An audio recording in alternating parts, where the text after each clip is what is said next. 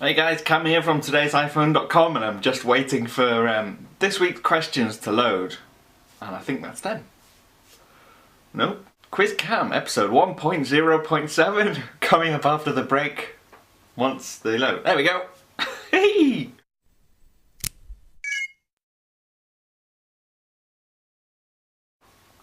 I've got your questions, by the way. Dylan Clough, or Dylan Clough if you're Welsh, I don't know.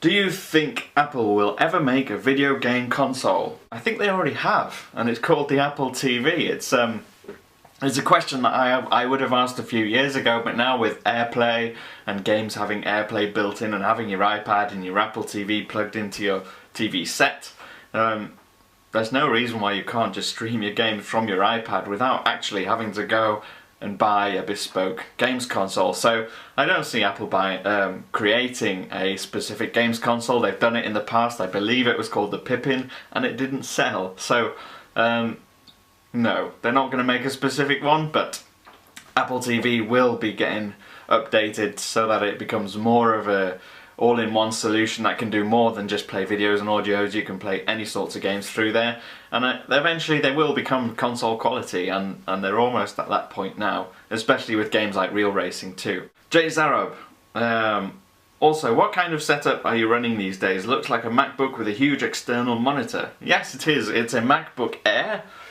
just here, and I've just got it permanently hooked into the Samsung monitor.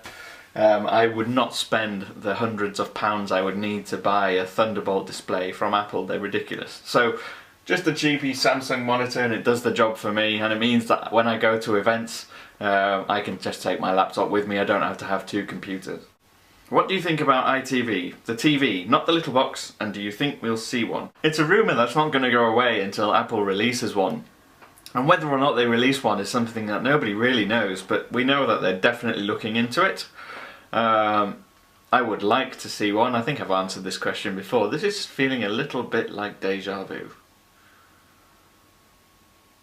Short answer, I don't know. If you were to get an iPod Touch, which colour would you get? One that matches this case. Who started today's iPhone and who owns the channel? 3 years ago, almost now. I believe 3 years ago. In about a week's time it'll be 3 years. It'll be our 3rd anniversary or birthday, depending on which way you want to say it. There was a lady called Adriana Lee. She was the original and managing editor and founder. She left after just over a year, and then I took over. The person who owns it is called Tom. And that's pretty much all I know about him. Would you rather see a waterproof iPhone or a bendable glass iPhone? I think, judging by looking at figures, the most common damage to phones is water damage.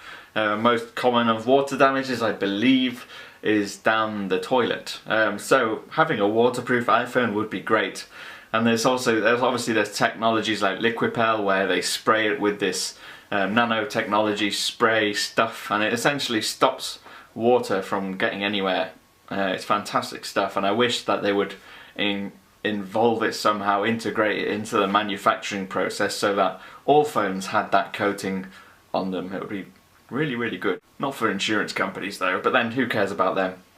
Do you see Apple making a 4.8-inch iPhone to have a chance at increasing market share since SGS 3s are selling well? Now the interesting thing here is, it would be nice to see something like the Galaxy Note. I wouldn't see them making a smartphone bigger unless it had a point for being bigger. It's not, for Apple, it's not just about market share. The products that they design, it's mostly about design. It's all about how can they make a really great product. That's what comes first. And to start with the intention of just getting market share is not something that you would ever see Apple's designers doing. So from that point of view, no. But if they could release a larger one that would somehow, it would add to the experience, they would make it a really, really great phone, then yes. I mean, you see them releasing the iPad mini, they had to redesign the bezel and the frame, the actual chassis around it to make it small and light and thin. That was the most important thing with the iPad mini.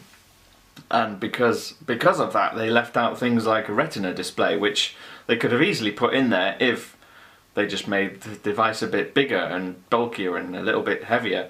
But the whole point is to make it look and feel nice. And that's what you find with most of Apple's products. That's why the iPhone 5 doesn't have a 4.8-inch display. It's usable really easily with one hand, as you can see from their adverts with their, you know, the thumb thing that they do. So no, I don't think they will, but I'm sure that they would consider it if they saw an actual day-to-day use purpose scenario for it. Your favourite product at CES 2013? Undoubtedly the Lego Mindstorms EV3. It's a Lego robot that you can control from your iPhone. Costs about $350, but it looks amazing. If you were stuck in a room, which would you choose, the iPad mini or iPhone 5? Now it depends on the room, because if I was stuck in a room, the last thing I'm thinking of is about my iPhone or my iPad. I would be wanting to find a way to get out that room pretty sharpish, so that if there was a window, I would choose whichever device I could throw at the window and smash the window open. If there were no windows, I would use either of them to browse the web on picking locks, and if there were no doors, then I would download a teleporter app or something. Sonic collects rings, not coins. Mario is the coin grabber. Yeah, I know. When I was talking about Sonic last week, I did have rings in my mind, but for some reason I said coins, and when it came to editing it, I didn't even realise, so very sorry. Anyway, that's been it from me. This was episode 1.0.7 of Quiz Cam. If you've got any more questions for me, ask them in the description, not description, that's where I type stuff. You can ask in the comments section. I'm at TIP_cam too. If you like me, you can follow me, you can ask me questions on there using the hashtag QuizCam. If you don't like me that much, you don't have to follow me. But if you do, you can also subscribe. Which side of the screen is the subscribe on? It's that side. Subscribe! Please. I make one of these every week. It's quite fun. But anyway, I'll see you again soon. Ta-ta!